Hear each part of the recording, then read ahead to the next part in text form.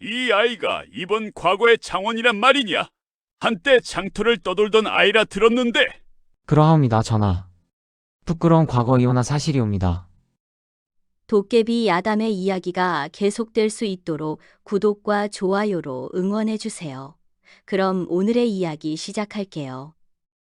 이 아이가 이번 과거의 장원이란 말이냐? 임금의 목소리가 떨렸습니다. 전가간이 쥐 죽은 듯 고요해졌습니다. 신하들이 숨을 죽였습니다. 그 말이 어디에서 나왔는지 지금부터 이야기해 드리겠습니다. 옛날 경상도 안동 땅 끄트머리에 버드나무, 골이라는 마을이 있었습니다. 봄이면 버드나무 가지가 실처럼 늘어져 참으로 아름다운 곳이었습니다. 하지만 그 아름다운 마을 한켠에는 바람만 불어도 쓰러질 것 같은 초가집 하나가 있었습니다. 지붕은 구멍이 나 비만 오면 물이 샜고 문은 삭아서 손을 대면 부스러졌습니다. 그 집에는 두 식구가 살고 있었습니다. 병든 어머니 옥분이와 7살 배기 사내 아이 개똥이었습니다. 개똥이라는 이름은 아비가 천하게 지어야 오래 산다며 붙여준 이름이었습니다. 하지만 그 아비는 개똥이가 5살 되던 해에 역병으로 세상을 떠났고 어머니 옥분이마저 그 슬픔에 몸져누워 버렸습니다.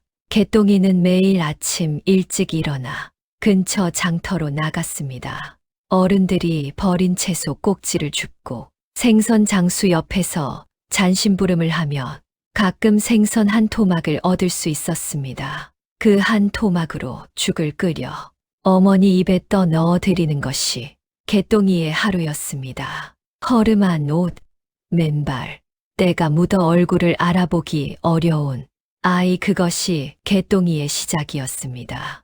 어느 날이었습니다. 장터에서 잔심부름을 마치고 돌아오던 개똥이는 서당 앞을 지나게 되었습니다. 훈장님이 아이들에게 글을 가르치고 있었습니다. 하늘천, 땅지, 거물현, 누를황. 개똥이는 담 밖에 섰어 까치발을 들고 안을 들여다보았습니다. 글자라고는 한 번도 배워본 적 없는 아이였습니다.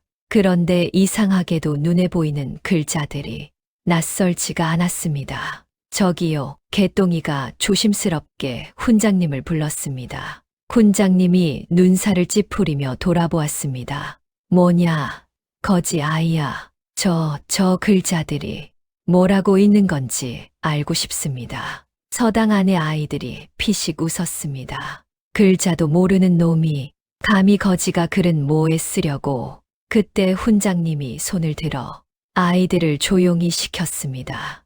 훈장님은 잠시 개똥이를 바라보다가 천천히 입을 열었습니다. 사람의 가치는 태어남이 아니라 살아감에 있느니라. 개똥이는 그 말이 무슨 뜻인지 알 수 없었습니다. 그저 멍하니 훈장님을 쳐다볼 뿐이었습니다. 훈장님이 마당 한쪽을 가리켰습니다. 저기야라.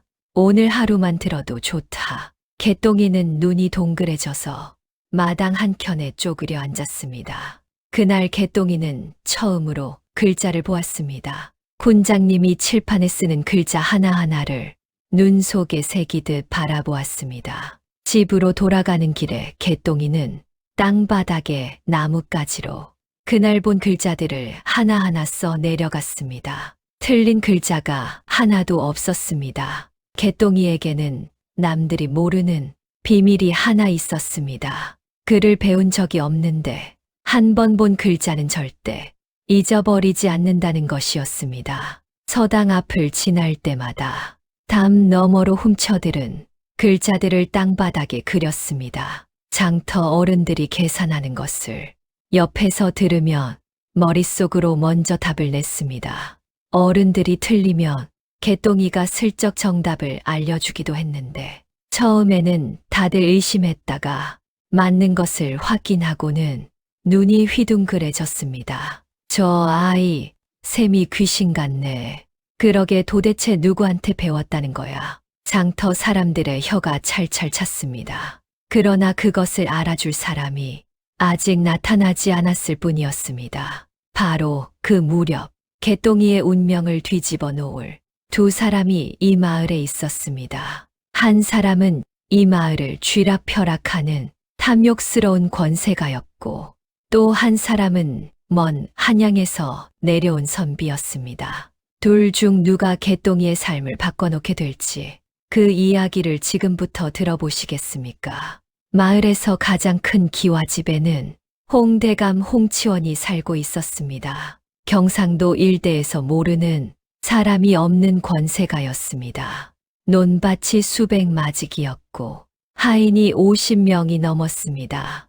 고을원님도 홍대감 앞에서는 허리를 굽혔습니다. 홍대감의 버릇은 남의 것을 탐내는 것이었습니다.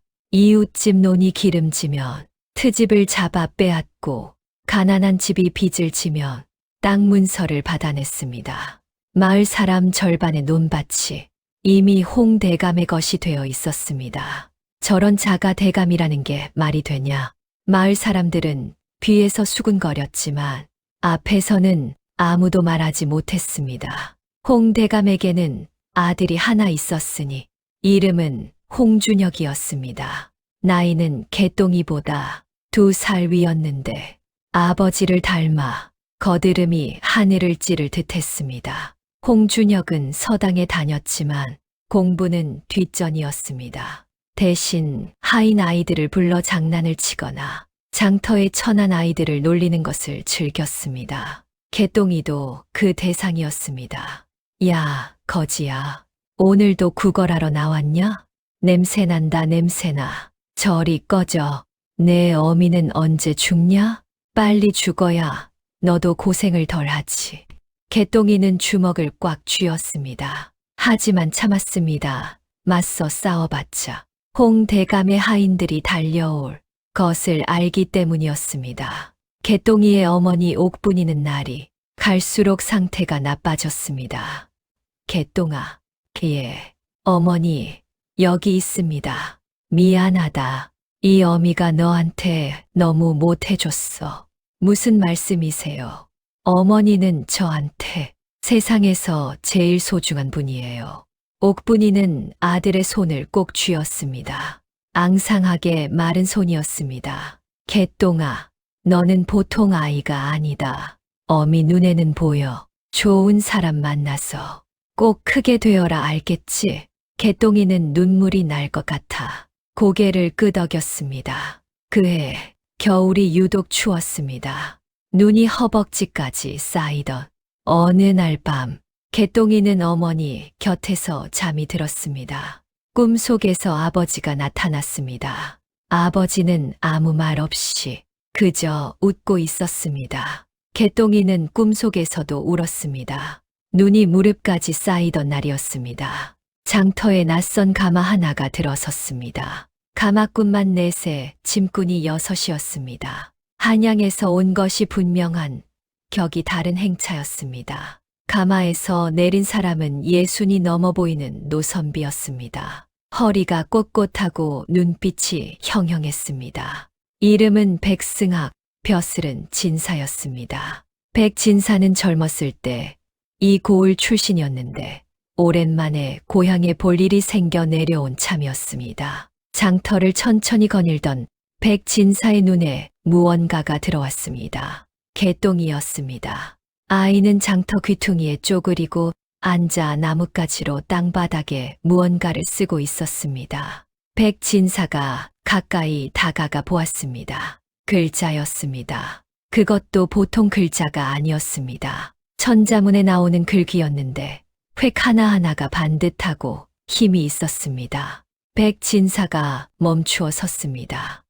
얘야, 개똥이가 고개를 들었습니다. 그것을 어디서 배웠느냐? 서당담 너머에서 훔쳐봤습니다. 몇 번이나 봤느냐? 한 번입니다. 백진사는 한참 아이를 바라보았습니다. 그러더니 품속에서 종이 한 장을 꺼내 개똥이 앞에 내밀었습니다. 이것을 읽어보아라. 개똥이는 고개를 갸웃거리며 종이를 들여다보았습니다. 나라를 다스리려면 먼저 집안을 바르게 하고 집안을 바르게 하려면 먼저 자신을 닦아야 한다. 백진사의 눈이 번뜩였습니다. 한 번도 제대로 배운 적 없는 아이가 대학의 문구를 읽어낸 것입니다. 그것도 막힘없이 너 이름이 무엇이냐? 개똥이라 합니다. 부모는 아버지는 돌아가셨고 어머니는 앓고 계십니다. 백진사는 길게 숨을 내쉬었습니다. 그리고 옆에 선 하인을 돌아보았습니다. 이 아이 어머니가 어디 있는지 알아보아라. 백진사가 개똥이의 집을 찾아간 것은 그날 저녁이었습니다. 허름한 초가집 안 옥분이는 이불 속에 누워 있었습니다. 백진사가 들어오자 옥분이는 깜짝 놀라 일어나려 했습니다. 이 아이를 제가 데려가도 되겠습니까? 옥분이의 얼굴이 굳었습니다. 한양으로 데려가 가르치겠습니다. 이 아이는 평범한 아이가 아닙니다. 개똥이는 어머니 곁에 찰싹 달라붙었습니다. 저는 어머니 곁을 떠나지 않겠습니다. 개똥아, 어머니가 아프신데 제가 어떻게 가요?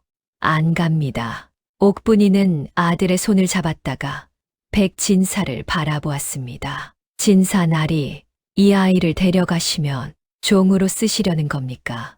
아닙니다. 제 집에서 먹이고 입히고 그를 가르치겠습니다. 과거를 볼 수 있도록.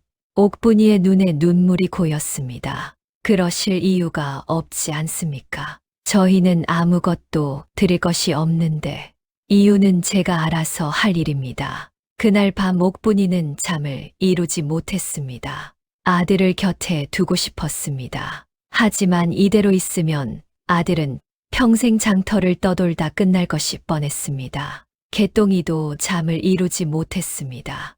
어머니가 걱정되었습니다. 자신이 없으면 어머니는 누가 돌볼 것인가? 밥은 누가 드릴 것인가? 추운 밤에 불은 누가 떼줄 것인가?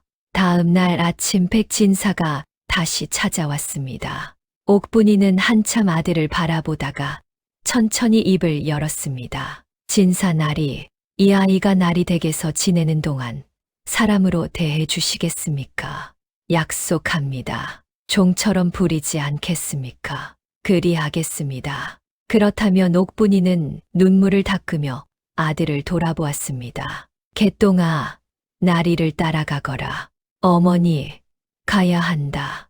내가 여기 있어봤자 어미 걱정만 커질 뿐이야. 백진사가 조용히 말을 보탰습니다. 어머님 치료는 제가 책임지겠습니다. 좋은 의원을 보내드리겠습니다. 옥분이는 고개를 숙였습니다. 감사합니다. 나리. 개똥이는 어머니 손을 두 손으로 꼭 붙잡았습니다. 어머니, 저 꼭 다시 올게요. 꼭이요. 알아. 우리 개똥이는 약속을 지키는 아이니까 어머니가 낫기 전까지는 절대 안 죽는다고 약속해 주세요. 옥분이는 웃으며 아들의 이마에 입을 맞추었습니다. 약속하마.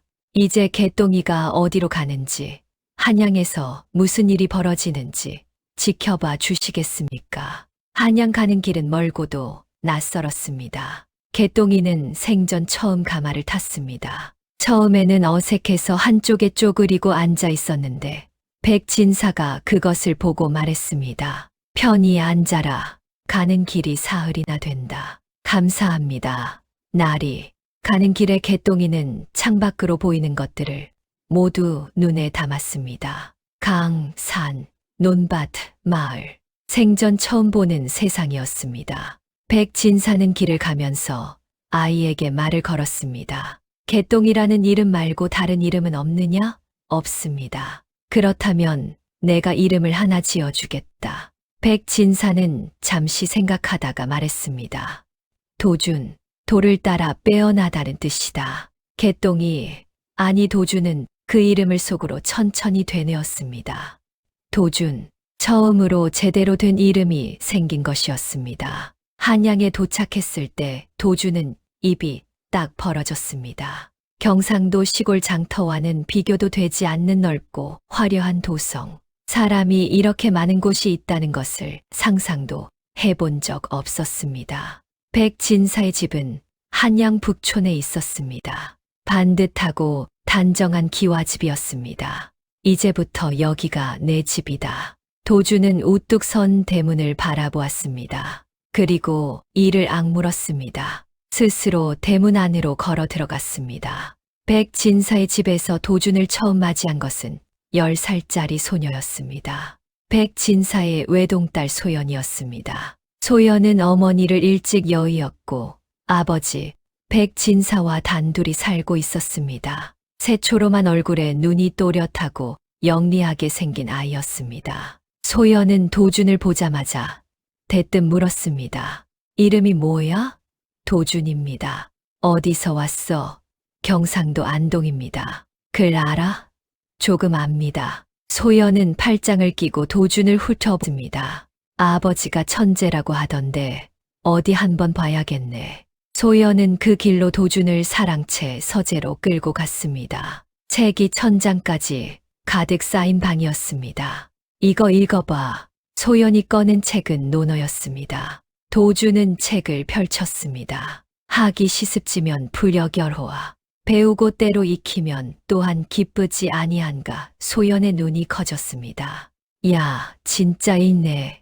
여기까지는 장터에서 들은 적 있습니다. 그럼 이건? 소연이 다른 책을 꺼냈습니다. 도준이 본 적 없는 글자가 섞여 있었습니다. 도준은 잠시 멈추었다가 천천히 읽기 시작했습니다. 모르는 글자가 나오면 앞뒤 문맥을 보고 소리를 추측했습니다. 틀린 곳이 있습니다. 소연이 눈을 가늘게 떴습니다. 어디, 여기, 이 글자는 이렇게 읽는 게 아닌가요?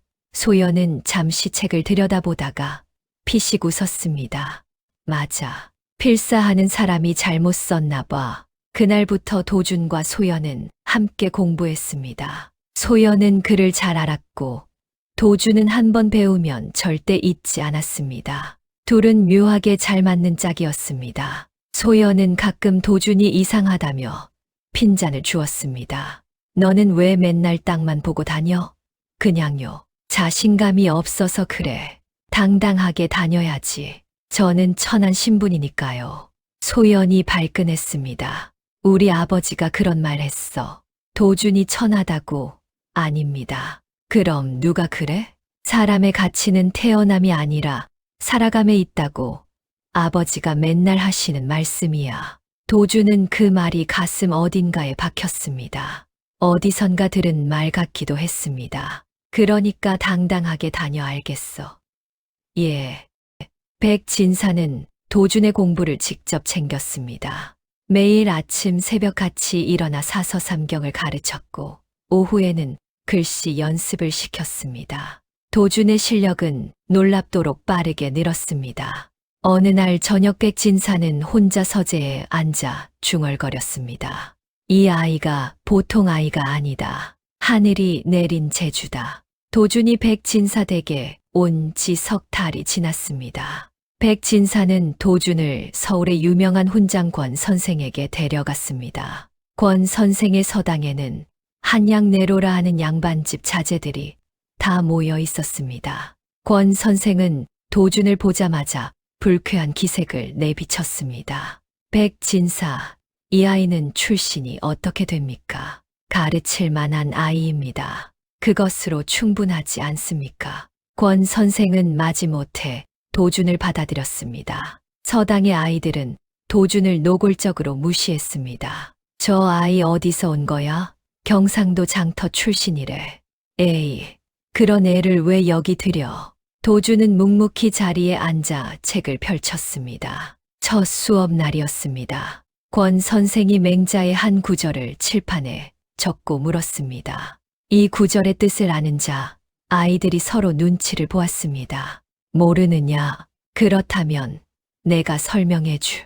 아랫자리에 있으면서도 윗사람을 얻지 못하니 백성을 다스릴 수 없고 라는 뜻입니다. 모두가 도준을 돌아보았습니다. 권 선생도 멈추었습니다. 뒤는 윗자리에 있으면서도 도가 없으니 나라를 이끌 수 없다.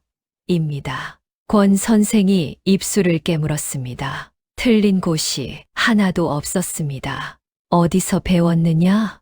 어제 밤에 읽었습니다. 서당이 술렁였습니다. 어제 밤에 읽었어. 오늘 외운다는 것이 말이 되는 일이었습니까? 권 선생의 눈이 번뜩였습니다. 이 아이 예사롭지 않다는 것을 그 순간 느꼈습니다. 하지만 그것은 시작에 불과했습니다. 다음에 벌어지는 일이 진짜였습니다. 내 평생 이런 아이는 처음입니다. 의심할 여지가 없소. 서당에 들어온 지 한 달이 지난 날이었습니다. 권 선생이 서당 아이들에게 시험을 보았습니다. 주제는 백성을 위한 선정이란 무엇인가였습니다. 아이들이 붓을 들고 한참 씨름하는 동안 도주는 잠시 눈을 감았습니다. 그리고 붓을 들었어 내려갔습니다. 한 시진도 채 지나지 않아 도준이 붓을 놓았습니다. 권 선생이 도준의 답안을 집어들었습니다. 읽어 내려가는 권 선생의 표정이 점점 굳어졌습니다. 선비 10명이 힘을 합쳤어도 이만한 글이 나오기 어려웠습니다. 논거가 탄탄하고 예시가 적절하며 문장에 기품이 있었습니다. 권 선생은 오랫동안 말이 없었습니다. 도준 이 글 내가 직접 썼느냐? 얘 누구에게도 도움을 받지 않았느냐? 받지 않았습니다. 권 선생은 길게 한숨을 내쉬었습니다. 최우수다 서당이 발칵 뒤집혔습니다. 소문은 빠르게 퍼졌습니다. 백진사 집에 천재 아이가 있다더라. 장터 출신인데 노노. 맹자를 줄줄 꿰는데 권 선생이 인정했다는 거잖아. 그게 말이 돼. 한양 선비들 사이에서 도준의 이름이 오르내리기 시작했습니다. 권 선생은 도준을 점점 더 어렵고 깊은 것들로 가르쳤습니다. 주역, 시경, 서경, 얘기까지 도준은 무엇이든 한 번 배우면 잊지 않았고 배운 것에 자신의 생각을 더했습니다. 어느 날은 권 선생이 일부러 틀린 해석을 하고 도준이 반응하는지 보았습니다. 도준은 잠시 망설이다가 조심스럽게 손을 들었습니다. 선생님, 그 부분은 주의가 달리 해석한 것이 있습니다. 어디서 읽었느냐? 어젯밤 선생님의 서재에 있는 책에서 보았습니다. 권 선생은 껄껄 웃었습니다. 내 놈이 내 서재까지 파고들었구나. 죄송합니다. 허락을 받았어야 했는데 됐다. 앞으로는 언제든 들어와도 좋다. 서당 아이들의 태도가 조금씩 달라졌습니다. 처음에는 노골적으로 무시하던 아이들이 이제는 모른 척 도준의 답안을 훔쳐보았습니다.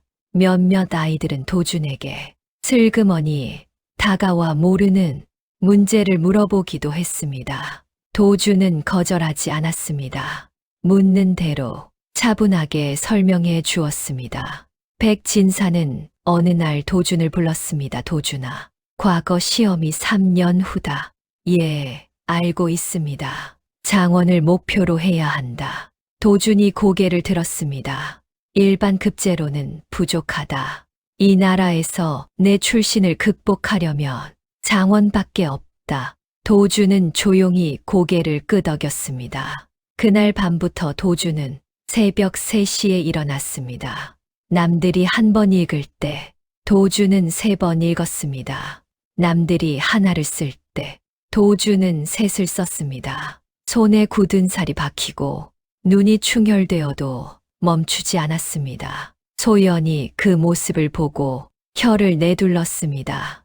야, 너 사람이야 귀신이야? 밤새 켜져 있잖아. 저 방이 잠이 안 옵니다. 그게 아니라 잠을 안 자는 거잖아. 들켰네요. 소연이 한숨을 쉬었습니다. 도준아, 한 가지 물어봐도 돼. 뭐요? 과거에 붙으면 뭐 하고 싶어? 도준은 붓을 멈추었습니다. 어머니를 모셔와서 함께 살고 싶습니다. 그것뿐이야? 나쁜 사람들이 없는 세상을 만들고 싶습니다. 소연이 픽 웃었습니다. 그게 얼마나 어려운 일인지 알아? 알지만 해보고 싶습니다. 소연은 도준을 잠시 바라보다가 말했습니다. 나는 내가 장원할 것 같아. 왜요? 그냥 그럴 것 같아. 소연은 괜히 책을 집어들며 얼굴을 가렸습니다. 도준은 그 모습을 보며 살짝 미소를 지었습니다. 한양에 온 뒤 처음으로 짓는 웃음이었습니다. 도준이 백진사댁에 온 지 1년이 지난 봄이었습니다. 권 선생의 서당에서 정기 모의 시험이 열렸습니다. 한양 각지의 서당에서 내로라 하는 학생들이 모두 참여하는 큰 시험이었습니다. 시험 당일 아침, 소연이 문 밖에서 불렀습니다. 도준아, 이거 가져가. 손에 작은 보자기를 들고 있었습니다. 뭐예요? 어머니한테서 받은 비녀인데 부적 같은 거야. 가지고 가면 잘 풀린다고. 도준은 그것을 소연에게 돌려주려다가 받았습니다. 고맙습니다. 시험장에서 도준은 가장 마지막으로 붓을 놓았습니다. 결과가 나왔을 때 모두가 도준을 바라보았습니다. 수석이었습니다. 한양 전체 서당을 통틀어 1등이었습니다. 권 선생이 그날 저녁 백진사를 불렀습니다. 백진사, 이 아이 3년 후 과거에서 장원을 할 것이오 선생. 그리 확신하십니까? 내 평생 이런 아이는 처음입니다. 의심할 여지가 없소. 백진사는 조용히 웃었습니다. 도준은 그날 밤 혼자 마당에 나와 하늘을 바라보았습니다. 별이 가득했습니다. 어머니가 생각났습니다. 잘 계신지, 밥은 드시는지, 추위는 이겨내고 계신지. 어머니, 저 잘하고 있어요. 도준이 작게 중얼거렸습니다. 하지만 그것이 가짜 승리였습니다. 진짜 싸움은 아직 시작도 하지 않은 것이었습니다. 그해 여름이었습니다. 홍대감 홍치원이 직접 한양으로 올라왔습니다. 40이 훨씬 넘은 나이였지만 눈빛은 번들거리고 목소리는 낮고 기름진 사내였습니다. 홍치원은 한양에서 권력 있는 자들을 찾아다니며 돈을 뿌렸습니다. 그리고 입소문을 퍼뜨렸습니다. 백승학이 데리고 있는 도준이라는 아이. 그 아이는 우리 집종의 자식이요. 내 재산이라는 말이오. 아니, 그 녀석이 종이었소. 맞소. 증거도 있소. 어미한테서 직접 받은 문서가 있소. 소문은 빠르게 퍼졌습니다. 권 선생의 서당 아이들도 수군거리기 시작했습니다. 야, 도준이 종이래. 그러니까 여기 있으면 안 된다는 거잖아. 종이 과거를 보겠다고? 웃기지도 않는 소리. 도준은 듣고도 못 들은 척했습니다. 하지만 손이 떨렸습니다. 어느 날 서당에서 나오던 도준을 홍치원의 하인 셋이 막아섰습니다. 도준이냐? 그렇습니다. 대감마님께서 오라 하신다. 거절합니다. 하인이 비웃었습니다. 종년 자식이 거절을?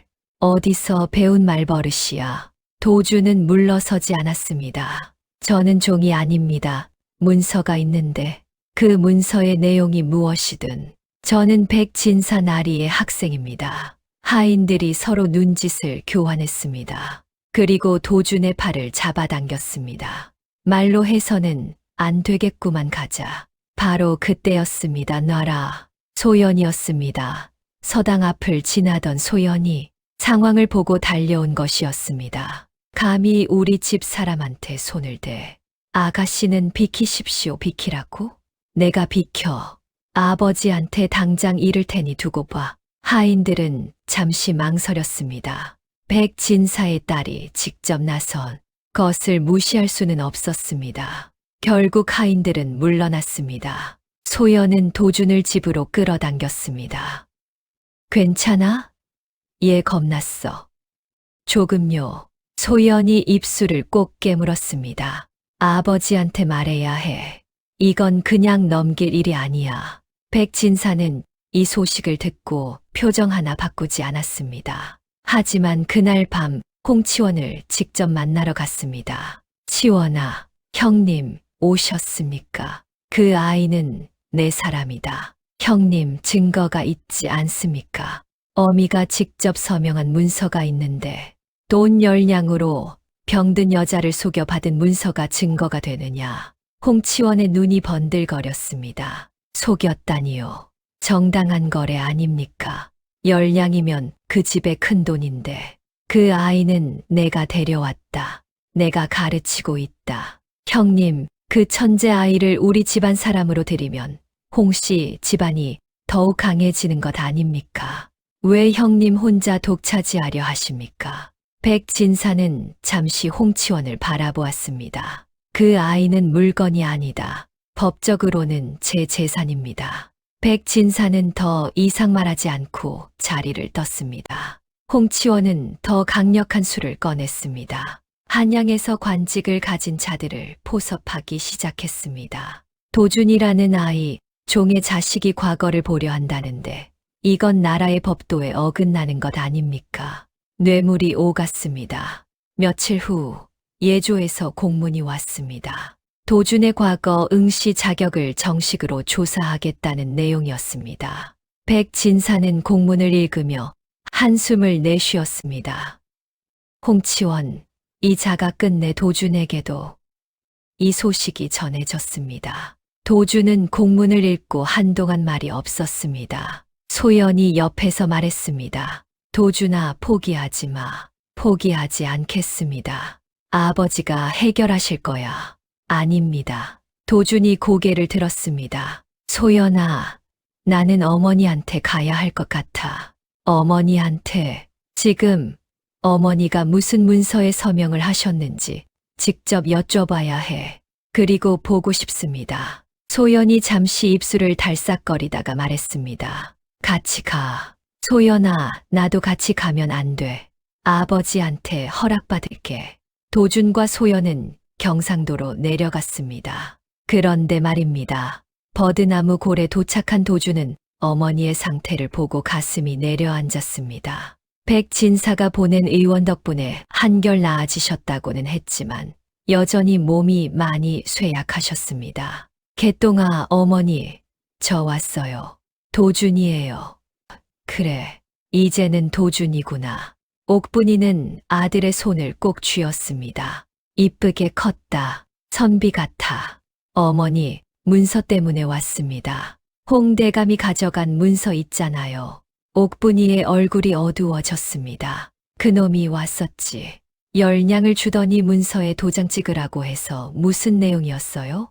나는 글을 모르니까. 그냥 찍어.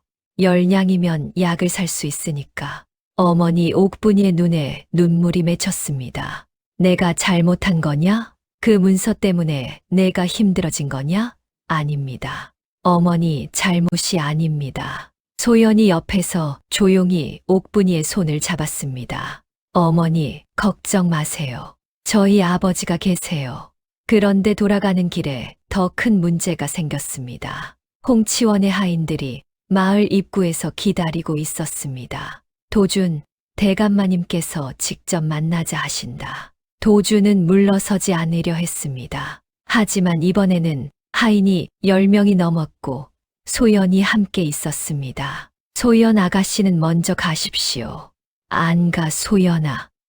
내가 여기 있으면 같이 가면 되잖아. 결국 둘 다 홍 대감의 기와집으로 끌려갔습니다. 홍치원은 사랑채에 떡하니 앉아 있었습니다. 오느라 수고했다. 무슨 일입니까? 무슨 일? 내 재산이 어디를 돌아다니나 보러 온 것이지. 저는 나리의 재산이 아닙니다. 홍치원이 비웃었습니다. 문서가 있는데 법이 나를 편들더구나. 소연이 앞으로 나섰습니다. 나리, 우리 아버지가 가만히 계실 것 같으십니까? 홍치원의 눈빛이 차갑게 가라앉았습니다. 도준, 내가 우리 집 사람이 되어라. 홍시성을 쓰고 우리 준혁이 과거 준비를 도와라. 그러면 종문서는 없애주겠다. 거절합니다. 거절합니다. 저는 장원 급제할 것입니다. 제 힘으로.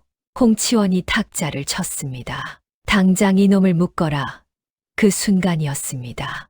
밖에서 말발굽 소리가 들려왔습니다. 백진사가 직접 경상도로 내려온 것이었습니다. 소연과 도준이 며칠이 지나도 돌아오지 않자 직접 말을 달려온 것이었습니다. 백진사가 홍치원의 사랑채로 들어서자 홍치원은 자리에서 일어났습니다. 형님, 오셨습니까? 치원아, 이 아이들을 보내라. 형님도 드디어 무릎을 꿇으러 오셨군요. 무릎은 꿇지 않겠다. 이 아이들만 보내라. 홍치원이 천천히 웃었습니다. 형님이 도준이를 포기하신다면 소연 아가씨는 바로 보내드리겠습니다. 백진사의 눈이 좁아졌습니다. 무슨 소리냐? 딸이냐? 남의 아이냐? 선택하십시오. 백진사는 오랫동안 침묵했습니다. 도준은 그 침묵이 너무 길게 느껴졌습니다. 나리, 도준이 입을 열었습니다. 저는 괜찮습니다. 소연이를 데려가십시오. 도준아 나리, 처음부터 제가 나리께 드릴 수 있는 것은 아무것도 없었습니다. 나리의 은혜를 이렇게 갚게 되어 죄송합니다. 소연이 도준의 소매를 잡아당겼습니다. 무슨 소리야? 이러면 안 돼. 소연아, 너는 가. 싫어. 그때 백진사가 손을 들었습니다. 도준아, 그만해라. 백진사는 홍치원을 바라보았습니다. 치원아, 나는 돌아가겠다. 백진사가 몸을 돌렸습니다. 소연이 눈물을 터뜨렸습니다. 아버지, 소연아, 따라와라. 도준은 그 자리에 굳어 있었습니다. 모든 것이 무너지는 것 같았습니다. 한양도, 공부도, 과거도. 홍치원이 입가에 웃음을 띠며 말했습니다. 고생했다. 이제 우리 집 일을 도와라. 홍치원의 하인들이 도준을 안채 옆 방으로 끌고 갔습니다. 자물쇠가 채워졌습니다. 밖에서 홍치원의 웃음소리가 들렸습니다. 광안은 어두웠습니다. 이 어둠 속에서 도준이 어떤 선택을 할지 냄새가 고약했습니다. 곡식 포대들이 쌓여 있었고 바닥은 흙이었습니다. 도준은 한쪽 구석에 쪼그리고 앉았습니다. 얼마나 지났을까요? 밖에서 개구리 소리가 들렸습니다. 도준은 눈을 감았습니다. 어머니 생각이 났습니다. 개똥아, 너는 보통 아이가 아니다. 백진사 생각이 났습니다. 도준, 돌을 따라 빼어나다는 뜻이다. 소연 생각이 났습니다. 사람의 가치는 태어남이 아니라 살아감에 있다고 아버지가 맨날 하시는 말씀이야. 그리고 오래전 서당 앞에서 처음 들었던 훈장님의 목소리가 떠올랐습니다. 사람의 가치는 태어남이 아니라 살아감에 있느니라. 도준은 천천히 일어섰습니다. 어둠 속에서 손을 뻗어 광의 벽을 더듬었습니다. 그리고 한쪽 구석 손가락에 무언가가 걸렸습니다. 쇠못이었습니다. 도준은 그 쇠못을 집어들었습니다. 그리고 벽에 글자를 새기기 시작했습니다. 도준, 자신의 이름이었습니다. 그 순간 도준의 머릿속에 번뜩이는 것이 있었습니다. 홍치원이 어머니에게서 받아낸 문서. 어머니는 그를 모른다고 하셨습니다. 그를 모르는 사람이 문서에 서명을 했다는 것. 그 문서가 진짜 법적 효력을 가지려면 서명자가 내용을 알고 동의했어야 합니다. 그를 모르는 어머니에게 내용을 설명하지 않고 받은 서명은 무효였습니다. 그것을 증명할 수 있다면 도준은 꽉 주먹을 쥐었습니다. 그리고 광문을 향해 힘껏 소리쳤습니다. 문 열어라. 할 말이 있다. 밖에서 잠시 발소리가 들리더니 문이 열렸습니다. 뭐야, 조용히 있으라고 했잖아. 대감마님께 전해라. 할 말이 있다고. 이놈이 전하지 않으면 대감마님이 더 화나실 것이다. 홍치원이 나타났습니다. 할 말이 뭐냐? 도준은 똑바로 서서 홍치원을 바라보았습니다. 그 문서는 무효입니다. 또 그 소리냐? 어머니는 그를 모르십니다. 내용을 알지 못하고 서명한 문서는 법적 효력이 없습니다. 홍치원이 코웃음을 쳤습니다. 말을 잘 배웠구나. 하지만 그걸 누가 증명하느냐? 어머니가 증언하실 수 있습니다. 병든 여자의 증언을 누가 믿겠냐? 믿을 사람이 있습니다. 홍치원이 눈을 가늘게 떴습니다. 누구? 왕이십니다. 광안이 조용해졌습니다. 저는 과거 시험을 볼 것입니다. 장원으로 급제할 것입니다. 그리고 임금 앞에 직접 이 사실을 아를 것입니다. 홍치원이 차갑게 웃었습니다. 광에 갇혀서 과거를 어떻게 보겠다는 거냐? 도주는 대답하지 않았습니다. 하지만 눈빛만큼은 꺼지지 않았습니다. 그날 밤 늦게 광벽 틈새로 무언가가 밀려 들어왔습니다. 종이 한 장이었습니다. 도준이 달빛에 비추어 보았습니다. 내일 새벽 닭이 울면 동쪽 담장 아래로 와. 소연의 글씨였습니다. 도준은 그 종이를 꼭 쥐었습니다. 새벽 닭이 울었습니다. 도준이 광 안을 살펴보니 문 가까이에 하인 하나가 졸고 있었습니다. 도준은 조심스럽게 광문을 밀어보았습니다. 잠겨 있었습니다. 그런데 문 아래쪽에 무언가가 끼워져 있었습니다. 열쇠였습니다. 소연이 미리 넣어둔 것이었습니다. 도준은 열쇠로 자물쇠를 풀고 조심스럽게 문을 열었습니다. 동쪽 담장 아래에 소연이 서 있었습니다. 그리고 그 옆에 백진사가 있었습니다. 도준의 눈이 커졌습니다. 나리 조용히 해라. 백진사가 낮은 목소리로 말했습니다. 나는 포기하지 않았다. 하지만 돌아가셨잖아요. 홍치원이 내 어머니를 빌미로 삼을 것을 알았다. 그래서 먼저 어머님을 안전한 곳으로 모셔놓고 왔다. 도준이 숨을 들이켰습니다. 어머니가 지금 이 마을 건너편 이 선생댁에 계신다. 안전하다. 소연이 말했습니다. 도준아, 아버지가 한양 친구들한테 연락했어. 홍치원의 문서가 무효라는 것을 증명해 줄 법관을 데려오셨어. 백진사가 도준의 어깨에 손을 얹었습니다. 이제 내 차례다. 알겠습니다. 그리고 말했습니다. 모든 것을 걸겠습니다. 이튿날 아침이었습니다. 홍치원은 도준이 광에서 사라진 것을 알고 발을 굴렀습니다. 당장 잡아와. 어디로 갔는지 찾아. 하지만 그때 홍치원의 집 앞에 낯선 가마 행렬이 멈추었습니다. 가마에서 내린 것은 예조의 관리였습니다. 홍치원을 찾아왔소. 무슨 일이오? 도준이라는 자의 신분 관련 문서를 공식 검토하러 왔소. 백승학 진사께서 정식으로 이 일을 제기하셨소. 홍치원의 눈이 흔들렸습니다. 고을 관아에 자리가 마련되었습니다. 홍치원은 문서를 들고 나왔습니다. 백진사는 도준, 소연, 그리고 50년 경력의 법관 노인과 함께 나타났습니다. 원님이 자리에 앉았습니다. 문서를 보자 홍치원이 자신 있게 문서를 내밀었습니다. 여기 있습니다. 도준의 어미 옥분이 도장을 찍은 문서입니다. 원님이 문서를 살펴보았습니다. 이 문서에 적힌 내용을 옥분은 알고 서명했는가? 당연하지요. 옥분을 데려와라. 잠시 후 옥분이가 부축을 받으며 들어왔습니다. 도준이 자리에서 일어나 어머니를 부축하려 했습니다. 옥분이는 아들을 보고 눈물을 쏟았습니다. 개똥아 어머니 괜찮으세요? 응, 괜찮다. 원님이 물었습니다. 옥분이 이 문서에 서명할 때 내용을 읽었는가? 옥분이 고개를 숙였습니다. 소인은 그를 모릅니다. 관아가 조용해졌습니다. 그를 모른다고? 예. 홍대감이 오셔서 도장만 찍으면 된다고 하셨어. 돈이 필요해서 그냥 찍었습니다. 법관 노인이 앞으로 나섰습니다. 날이 법에 따르면 문자를 해독하지 못하는 자의 계약은 내용이 충분히 설명되고 자발적 동의가 있어야 효력이 있습니다. 증인이 없는 상황에서 병든 여인 혼자 서명한 이 문서는 효력이 없습니다. 홍치원의 얼굴이 하얗게 질렸습니다. 원님이 문서를 내려놓았습니다. 홍치원, 이 문서의 효력에 대해 반박할 것이 있는가? 홍치원이 갑자기 무릎을 꿇었습니다.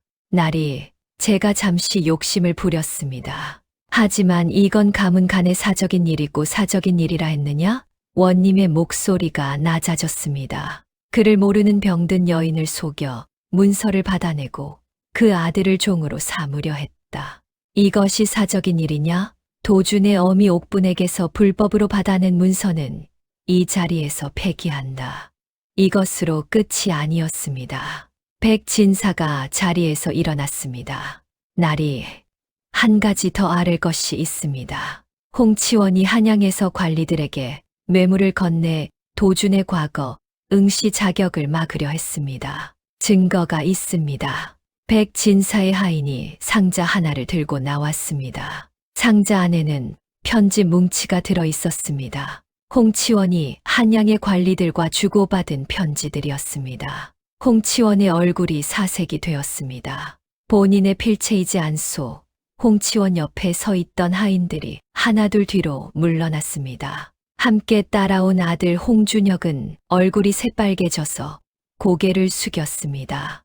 원님이 자리에서 일어섰습니다. 홍치원은 관리 매수 혐의로 즉각 포박하라. 홍치원이 소리쳤습니다. 기다리시오. 제가 잘못했습니다. 포졸들이 홍치원의 팔을 붙잡았습니다. 홍치원은 발버둥을 쳤지만 소용없었습니다. 운놔, 나는 홍대감이야. 홍대감이라고. 하지만 관아 마당에서 그 외침에 귀를 기울이는 사람은 아무도 없었습니다. 탐욕으로 모든 것을 쌓아 올린 자의 허망한 무너짐이었습니다. 이제 도준에게 마지막 한 걸음만 남아 있었습니다. 홍치원의 재산은 조사를 받았습니다. 수년간 마을 사람들에게서 불법으로 빼앗은 논밭이 낱낱이 드러났습니다. 빼앗긴 논밭들은 원래 주인들에게 돌아갔습니다. 홍치원은 관직을 박탈당하고 곤장백대를 맞았습니다. 가사는 모두 몰수되었습니다. 얼마 지나지 않아 한때 경상도를 호령하던 홍대감이 저작거리를 떠돌며 구걸을 하게 되었습니다. 한 푼만 주시오. 배가 고픕니다. 지나가던 사람들은 침을 뱉었습니다. 탐욕의 눈이 멀어 생명을 해치려던 자의 비참한 말로였습니다. 마을 사람들이 수군거렸습니다. 저것 좀 봐. 권세 부리더니 결국 저 꼴이 되는구나. 탐욕을 심으면 배신을 거두는 법이지. 옳거니 그놈 쌤통이다. 그로부터 2달 후 도주는 다시 한양으로 돌아갔습니다. 어머니 옥분이를 모시고 옥분이는 가마에 앉아 한양 가는 길 내내 눈을 반짝였습니다. 세상이 이렇게 넓었구나. 어머니, 더 넓은 곳도 많아요. 우리 개똥이가, 아니, 도준이가 내 아들이라는 게 꿈만 같다. 도준은 어머니의 손을 잡았습니다. 과거 시험은 가을에 치러졌습니다. 시험장 안으로 들어서는 도준을 향해 다른 응시자들이 수군거렸습니다. 저 아이가 장터 출신이라는 아이야? 경상도에서 올라왔다더니 종 자식 아니었어? 도준은 앞만 보고 걸었습니다. 자리에 앉아 붓을 들었습니다. 시험 문제가 나왔습니다. 백성을 위한 어진 정치란 무엇인가? 도준은 잠시 눈을 감았습니다. 어머니가 생각났습니다. 홍치원의 손에 빼앗기고 속고 살아온 마을 사람들이 생각났습니다. 백진사가 생각났습니다. 소연이 생각났습니다. 그리고 붓을 들었습니다. 멈추지 않았습니다. 한 글자 한 글자 가슴 안에 쌓아온 것들을 쏟아냈습니다. 사흘 후 방이 붙었습니다. 장원, 백도준. 도준의 이름이 방의 맨 위에 적혀 있었습니다. 임금이 장원 급제자를 불렀습니다. 전각 안에 들어선 도준은 임금 앞에 무릎을 꿇었습니다. 임금이 말했습니다. 이번 과거의 장원이 경이라는 것을 내 알고 있다. 경의 글을 읽고 과인이 감탄하였노라. 황공하옵니다. 전하. 임금이 도준을 내려다보았습니다. 이 아이가 이번 과거의 장원이란 말이냐? 임금의 목소리가 떨렸습니다. 신하들이 숨을 죽였습니다. 전각 안이 쥐 죽은 듯 고요해졌습니다. 장원 급제자의 이름 석자 아래 적힌 출신 한 줄이 조정을 발칵 뒤집어 놓은 것이었습니다. 경상도 안동 출신 한때 장터를 떠돌던 아이라 들었는데 그러하옵니다. 부끄러운 과거이오나 사실이옵니다. 임금이 오랫동안 도준을 바라보았습니다. 그리고 말했습니다. 경의 글에 이런 구절이 있었다. 백성이 평안한 것이 곧 나라가 바로 서는 것이옵니다. 한 사람의 억울함을 못 본 척하는 나라는 결코 강해질 수 없사옵니다. 과인이 이 구절에서 한참 손을 놓지 못했다. 도주는 고개를 숙였습니다. 전하, 신은 억울한 사람을 곁에서 많이 보았습니다. 그것을 쓴 것뿐이옵니다. 임금이 고개를 끄덕였습니다. 경에게 앞으로 홍문관 정자 벼슬을 내린다. 백성을 위해 일하여라. 전하의 은혜에 감읍하옵니다. 그날 전각을 나오는 도준의 뒤로 신하들이 수군거렸습니다. 장터 출신이 홍문관 정자라니 임금이 직접 인정한 것 아닌가. 대단한 아이로구만. 도준은 그 말들을 들으며 하늘을 올려다보았습니다. 파란 하늘이었습니다. 어느덧 몇 해가 지났습니다. 한양 북촌의 한 기와집. 대문 앞에는 홍문관 정자 백도준이라 적힌 현판이 달려 있었습니다. 아침 햇살이 마당에 가득 내려앉던 날, 도준은 마당 한가운데서 어머니 옥분이와 마주 앉아 아침 식사를 하고 있었습니다. 옥분이는 건강을 많이 되찾아 얼굴에 윤기가 돌았습니다. 아이고, 요즘 아침이 얼마나 좋은지. 맛있어요? 맛도 맛이지만 이렇게 아들 얼굴 보면서 먹으니. 도준이 웃었습니다. 옆에서 소연이 투덜거렸습니다. 저는요?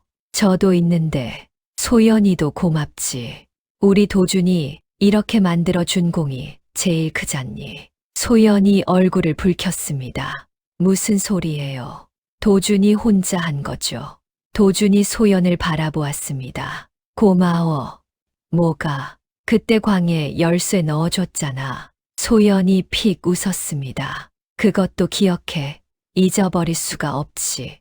마당에 봄볕이 따사롭게 내려앉았습니다. 버드나무 고래 그 허름한 초가집에서 나뭇가지로 글자를 긁던 아이. 때가 묻어 얼굴을 알아볼 수 없던 아이. 장터를 떠돌며 채소 꼭지를 줍던 그 아이가 지금 여기 있었습니다. 당당하게, 따뜻하게.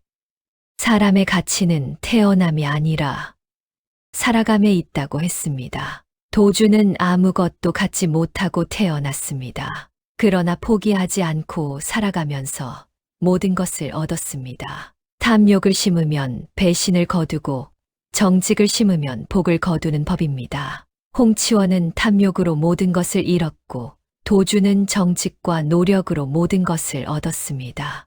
오늘의 이야기 어떠셨나요? 다음 영상을 빠르게 만나보시려면 좋아요와 구독을 눌러주세요. 지금 화면에 나오는 도깨비 아담의 더 재미있는 영상들도 함께 해주세요. 그럼 모두 행복한 하루 보내세요. 감사합니다.